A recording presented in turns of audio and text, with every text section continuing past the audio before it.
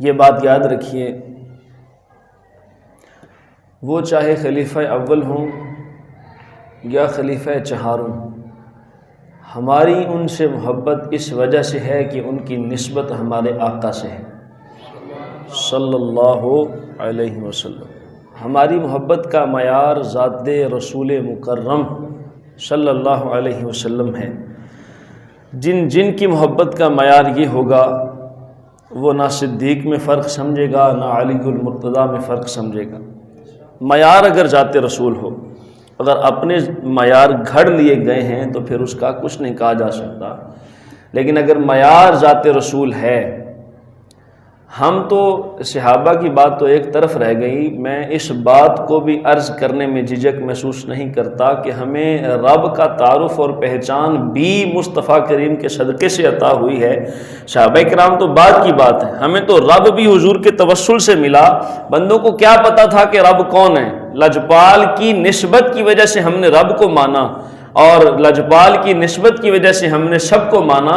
تو ہم یہ اعلان کرتے ہیں، جس ذات کا تعلق اور جس ذات کا نسب اور رشتہ تعلق ناتا میرے لجپال کے ساتھ ہے، وہ چاہے پہلے نمبر پر ہو یا چوتھے نمبر پر ہو، ہمارے سروں کا تاج ہے۔ سمجھ آئی بات کی آپ کو؟ ہمارے سروں کا تاج ہے، ہم کسی میں فرق نہیں کرتے، ہم ایک جانب جھکنے والے نہیں ہیں۔ ہر نسبت کا حیا کرنا یہ ہر مسلمان ذی شعور کی ذمہ داری، ہر اعتبار سے۔ یقیناً اسی وجہ سے رسول پاک صلی اللہ علیہ وسلم نے حضرت علی المرتضیٰ رضی اللہ تعالیٰ عنہ کو بلا کر اپنے سامنے بٹھا کر فرمایا تھا، اے علی، تیری مثال جناب عیسیٰ علیہ السلام جیسی ہے کہ یہودیوں نے اتنی نفرت رکھی عیسیٰ علیہ السلام سے کہ ان کی ماں پر تہمت تک لگا دی، اور عیسائیوں نے اتنی محبت رکھی کہ خدا تک پہنچا دیا۔ اے علی، تیری ذات کا معاملہ بھی یہی ہے، تجھ سے کچھ لوگ محبت اتنی رکھیں گے کہ خدا تک پہنچا دیں گے، اور نفرت اتنی رکھیں گے کہ تہمتیں تک لگا دیں گے۔ حضور صلی اللہ علیہ وسلم نے جناب علی المرتضیٰ رضی اللہ تعالیٰ عنہ کو یہ فرما کر قیامت تک کے لیے فیصلہ فرما دیا، بچے گا وہی جو درمیانی راہ اختیار کرے گا۔ جو حضور نے بتا دیا، جو قرآن میں آ گیا، ہیں وہ بندے رب کے لیکن اعلیٰ بندے ہیں، ان کو شرف اور اعزاز ملا تو ہمارے آقا سرور کائنات کی قدموں کی خیرات ملی ہے، لہذا اس وجہ سے ہم ان کا حیا کرتے ہیں اور احترام کرتے ہیں، اور ان کا ذکر ہر سال بلکہ ہر گلی، ہر لمحے، ہر کوچے ان کا ذکر خیر کرنا اپنے لیے اعزاز اور باعث فخر سمجھتے ہیں۔ یہ وجہ ہے۔ اور اسی طریقے سے حضرت ام سلمہ رضی اللہ تعالی عنہا، ہماری اماں جان سرکار صلی اللہ علیہ وسلم کی زوج محترمہ، آپ خود ارشاد فرماتی ہیں، قالت قال رسول اللہ صلی اللہ علیہ وسلم لا يحب علیا منافق۔ یہ قانون ہے قیامت تک کے لیے۔ فرمایا، حضور نے فرمایا، علی سے منافق محبت نہیں رکھ سکتا، علی سے منافق کی محبت نہیں ہو سکتی۔ جو ہو منافق، وہ اعتقادی ہو یا عملی ہو، وہ علی سے محبت نہیں رکھ سکتا۔ اور فرمایا لا یبغضہ مومن، ہو بندے کا پتر اور ہو مومن، وہ علی سے بغض نہیں رکھ سکتا۔ مومن ہو، اس کی فطرت میں علی سے بغاوت نہیں ہوگی۔ ہو بندہ مومن، اس کی ذہن میں، اس کے دماغ میں ایمانی خصلتیں موجود ہیں، تو وہ کسی صورت بھی کبھی بھی جناب علی المرتضیٰ رضی اللہ تعالیٰ عنہ کا بغض اپنے سینے میں نہیں رکھے گا۔ قرآن پوری دنیا میں ہر مسلمان ذی شعور پڑھتا ہے جی، ہر کوئی پڑھتا ہے۔ اس کے ساتھ ہی حضور صلی اللہ علیہ وسلم کا فرمان سماعت فرمائیے، فرمایا القرآن مع علی والعلی مع القرآن۔ قیامت تک کے لیے جس کے دل میں بغض علی ہوا، اسے قرآن نہ سمجھ آ سکتی ہے اور اس پر عمل کر سکتا ہے۔ قرآن علی کے ساتھ ہے اور علی قرآن کے ساتھ ہے۔ یہاں تک بھی فرمایا کہ قرآن کی چاشنی لذت اور حصول ایمانی، لذت ایمانی اگر کسی کو نصیب ہوگی تو اس کے دل کا بغض علی سے پاک ہونا شرط ہے۔ بات سمجھ آئی آپ کو؟ القرآن مع علی والعلی مع القرآن۔ اور اس سے بڑھ کر اور کیا اعزاز ہو سکتا ہے؟ گوشہ اسلام میں اسلام کے دامن میں دو ہستیاں ایسی ہیں، پیدا ہونے سے جوانی تک، جوانی سے لڑکپن تک، لڑکپن سے بڑھاپے تک، بڑھاپے سے وفات تک، وفات سے قبر تک، اور قبر میں اٹھنے کے بعد حشر تک، اور حشر سے جنت میں جانے تک، جن کا ایک لمحہ اور ایک گھڑی نہ کفر میں گزری نہ شرک میں گزری، اللہ نے ان کو ناپاکیوں سے دور رکھا۔ وہ ذاتیں صرف دو ہیں، یا سیدنا صدیق اکبر کی ذات ہے یا مولا کائنات علی المرتضیٰ کی ذات ہے، جن کے ابتدائی لمحے کے ساتھ، ابتدائی زندگی کے معاملات سے لے کر آخر تک ایک لمحہ بھی ان کا دامن نجاست شرک سے ناپاک نہیں ہوا، ان کا دامن پاکیزہ رہا۔ آپ کہیں گے کیسے؟ حضرت علی المرتضیٰ رضی اللہ تعالیٰ عنہ نے تو آنکھ کھولی میرے حضور کے ہاتھ میں۔ سیدنا علی المرتضیٰ رضی اللہ عنہ کی پیدائش ہوئی، حضور صلی اللہ علیہ وسلم کی عمر مبارک اس وقت 30 سال تھی۔ کتنی تھی؟ 30 سال حضور کی عمر مبارک۔ عام الفیل کے 30 برس بعد جناب علی المرتضیٰ تشریف لاتے ہیں، اور اگر اس طرف دیکھیں تو سیدنا صدیق اکبر رضی اللہ تعالیٰ عنہ حضور صلی اللہ علیہ وسلم سے 1 سال چھوٹے ہیں۔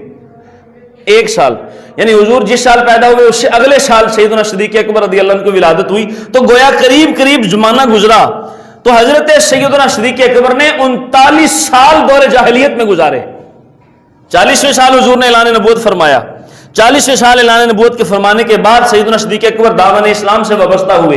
39 سال حالت کفر اور حالت جہالت میں دور جاہلیت میں گزرے، لیکن یہ اعزاز بھی اللہ نے ان کو مقدر فرمایا کہ 39 سال دور جاہلیت میں رہنے کے باوجود بھی شرک کی ایک بھنک بھی اپنے قریب نہیں آنے دی۔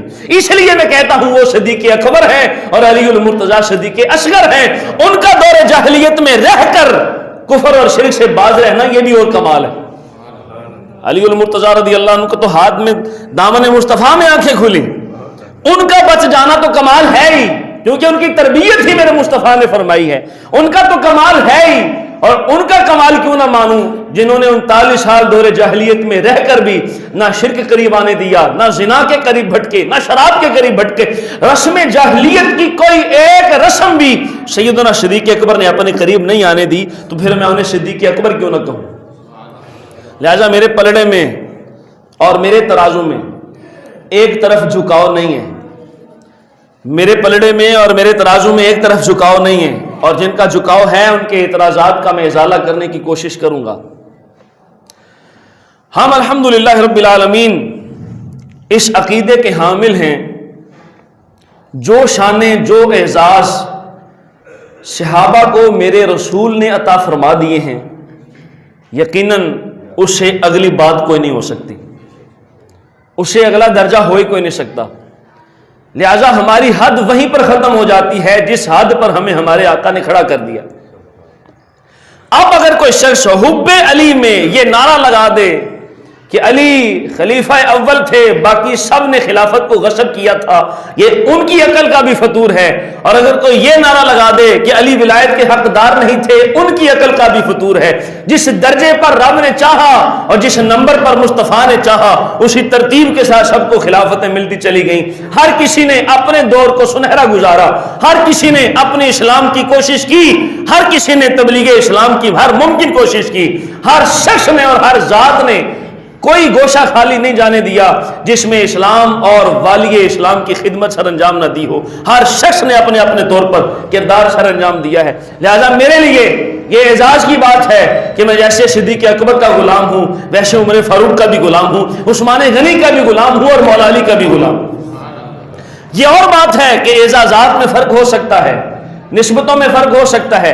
یقیناً سیدنا صدیق اکبر رضی اللہ تعالیٰ عنہ قریشی تو ہیں پر ہاشمی نہیں ہیں۔ ہاشمیت کی جو سند اور اعجاز ہے وہ جناب علی المرتضیٰ کے دامن میں ہے۔ نجیب الطرفین ہاشمی ہیں، باپ بھی ہاشمی، ماں بھی ہاشمی۔ ہاشمی خاندان رسول کو کہا جاتا ہے۔ ہاشمی کسے کہتے ہیں؟ خاندان رسول کو کہا جاتا ہے۔ تو یہ اعزاز یقیناً حضرت علی المرتضیٰ کے ہاتھ آیا کہ آپ نجیب الطرفین ہاشمی ہیں۔ باپ کی طرف سے بھی ابو طالب بھی ہاشمی اور فاطمہ بنت اسد اماں بھی ہاشمی، یہ اعزاز ان کے دامن میں آیا۔ سیدنا صدیق اکبر رضی اللہ تعالیٰ عنہ ہاشمی نہیں ہیں لیکن قریشی ہیں، قریش سے تعلق ہے، لیکن اتنا گہرا تعلق ہے میرے حضور سے کہ بچپن بھی ساتھ گزرا، جوانی بھی ساتھ گزری، اور جب حضور نے پہلی دفعہ تلقین کی کہ صدیق دامن اسلام سے وابستہ ہو جاؤ، صدیق نے دوسری بات ہی کوئی نہیں کی، حضور جیسے آپ نے فرما دیا ویسے ابوبکر نے مان لیا۔ ٹھیک ہے جی۔ تو آج چونکہ 14 رجب ہے اور حضرت علی المرتضیٰ رضی اللہ تعالی عنہ کی ولادت کے حوالے سے اور آپ کے مناقب کے حوالے سے چند گزارشات عرض کرنی تھیں۔ ایک پیغام بھی ہے، مناقب علی رضی اللہ تعالی عنہ میں ایک منقبت بھی ہے، اور قیامت تک کے لیے ہمارے لیے ہدایت کا مینارہ بھی ہے۔ ہجرت کر کے حضور آئے مکہ سے مدینہ، سب صحابہ کرام کو آپس میں بنایا بھائی بھائی۔ عمر ابن خطاب رضی اللہ تعالیٰ عنہ، آپ کے بیٹے ابن عبداللہ ابن عمر، آپ فرماتے ہیں یہ میں موقع کا عینی شاہد ہوں، گواہ ہوں، جناب رسول اللہ صلی اللہ علیہ وسلم نے کیا کیا؟ آخا رسول اللہ بین اصحابہ، صحابہ کے درمیان رشتہ بھائی چارہ قائم فرمایا، اس کو اس کا بھائی بنایا، اس کو اس کا بھائی بنایا، مہاجر اور انصار کو بھائی بھائی بناتے گئے۔ فجاء علی ترمع عیناہ، فرماتے ہیں جناب علی المرتضیٰ تشریف لائے تو ان کی آنکھیں بہہ رہی تھیں، آنکھوں سے اشک جاری تھے، اور آقا کی بارگاہ میں عرض کیا لجپال قد آخیت بین اصحابک، حضور آپ نے ہر کسی کو بھائی بھائی تو بنا دیا، ولا تواخی بینی و بین احد، کسی ایک کو بھی میرا بھائی نہ بنایا۔ تو میرے لجپال نے کیا ارشاد فرمایا؟ علی نہ گھبراؤ، انت اخی فی الدنیا والآخرہ، علی باقی ہر کسی کا بھائی کوئی اور ہو سکتا ہے، علی تو میرا دنیا میں بھی ویر ہے، حشر میں بھی میرا یار ہے۔ انت اخی فی الدنیا والآخرہ، علی پریشان نہ ہو، تو دنیا میں بھی میرا بھائی ہے، آخرت میں بھی میرا بھائی۔ اس سے پہلے کے لفظ غور کرنے کے ہیں کہ علی المرتضیٰ رضی اللہ عنہ عرض کیا حضور آپ نے سب کو بھائی بھائی بنا دیا، مجھے کسی کا بھائی نہیں بنایا۔ اس کا مطلب ہے کہ حضرت علی المرتضیٰ چاہتے تھے کہ صحابہ کے ساتھ بھائی چارہ رہے۔ اتنی لمبی زبان کرنے والوں کو ایک حدیث ہی کافی ہے کہ سیدنا علی المرتضیٰ کے دل میں اصحاب رسول کی عزت اور احترام کتنا تھا۔ آگے حضور کی بارگاہ میں عرض کریں حضور ہر کسی کو تو بھائی بھائی بنا دیا، علی المرتضیٰ کا بھی کسی کو بھائی بنا دیتے، یا مجھے کسی کا بنا دیتے، کسی کو میرا بنا دیتے۔ یہ جملے علی المرتضیٰ رضی اللہ تعالیٰ عنہ کے اس بات کی دلیل ہے کہ سیدنا علی المرتضیٰ رضی اللہ تعالیٰ عنہ ساری زندگی نہ صحابہ سے بغض رکھا ہے، نہ صحابہ نے ان سے بغض رکھا ہے۔ سمجھ آئی بات کی؟ ان کا یہ جملہ کہنا ہی اس بات کی دلیل ہے کہ آپ نے اصحاب رسول کے ساتھ کیسے زندگی گزاری۔ لیکن مجھے ایک بات بتائیے، جہاں یارانے ہوں، جہاں دوستیاں ہوں، وہاں تھوڑی آن بان بھی تو ہو جاتی ہے نا۔ حقیقی بات ہے، گھر میں رہتے ہوئے میاں بیوی بھی تو جھگڑ پڑتے ہیں نا، بچوں کی والدین کے ساتھ، والدین کی بچوں کے ساتھ بھی تو کبھی کبھی ناراضی ہو جاتی ہے نا۔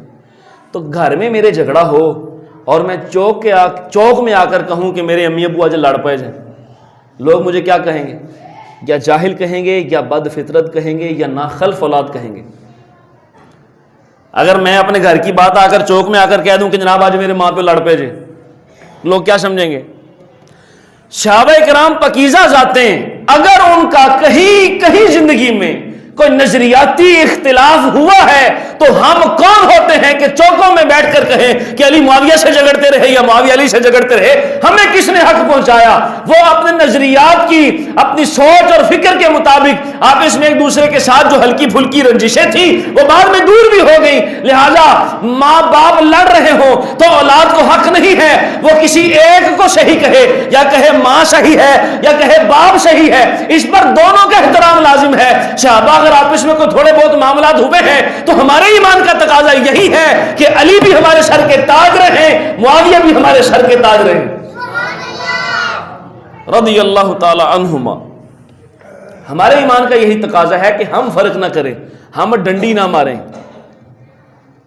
ہم ایک پاسے جھکاؤ نہ کریں۔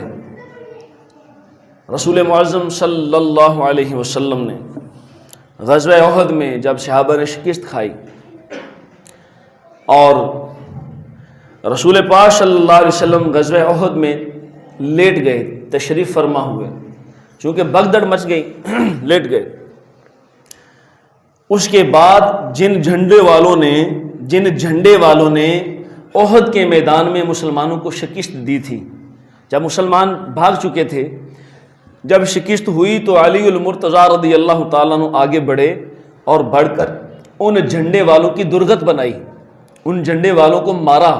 اسی اثنا میں جبریل امین رسول پاک کی بارگاہ میں حاضر ہو کر عرض کرتے ہیں آقا علی نے آج حق ادا کر دیا ہے، علی نے آج حق ادا کر دیا ہے. تو میرے رسول نے کیا فرمایا؟ ان علی منی و انا منہ، علی مجھ سے ہے اور میں علی سے ہوں.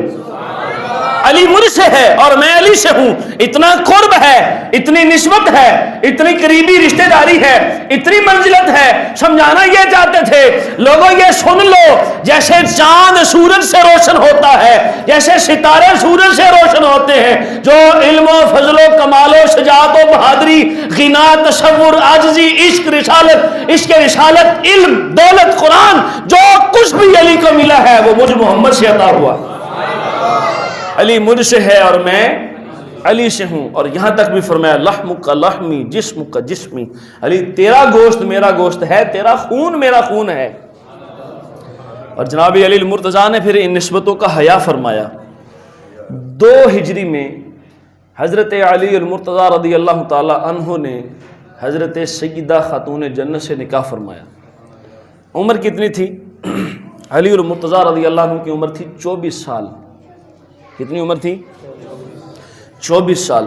اور سیدہ پاک کی عمر تھی 15 سال. سیدہ پاک کی عمر مبارک 15 سال اور علی المرتضیٰ رضی اللہ عنہ کی عمر 24 سال. یہ بھی ہمارے لیے ہدایت ہے کہ جب بچے بالغ ہو جائیں، جوان ہو جائیں، تو ان کا نکاح کر دو تاکہ بے راہ روی سے بچ جائیں، تاکہ ناجائز تعلقات سے بچ جائیں، تاکہ باہر منہ مارنے سے بچ جائیں. آج اسی بات کا انتظار کرتے کرتے بچے بوڑھے کر دیتے ہیں. پیروں پہ کھڑا ہو جائے گا تو پھر سوچیں گے. وہ پیروں پہ کھڑا ہوتا پیروں پہ کہاڑیاں مار لیتا ہے. وہ جب تک پیروں پر کھڑا ہوتا ہے نا تب تک اپنے آپ کو تباہ کر چکا ہوتا ہے. تو بہرحال رسول معظم صلی اللہ علیہ وسلم کے جانشین خلیفہ چہارم حضرت علی المرتضیٰ رضی اللہ تعالیٰ عنہ نے سیدہ پاک سے نکاح فرمایا 2 ہجری میں. جب تک سیدہ کائنات موجود رہیں تب تک حضرت علی المرتضیٰ رضی اللہ عنہ نے دوسری شادی نہیں فرمائی. دور عرب میں دوسری، تیسری، چوتھی شادی کو معیوب نہیں سمجھا جاتا تھا.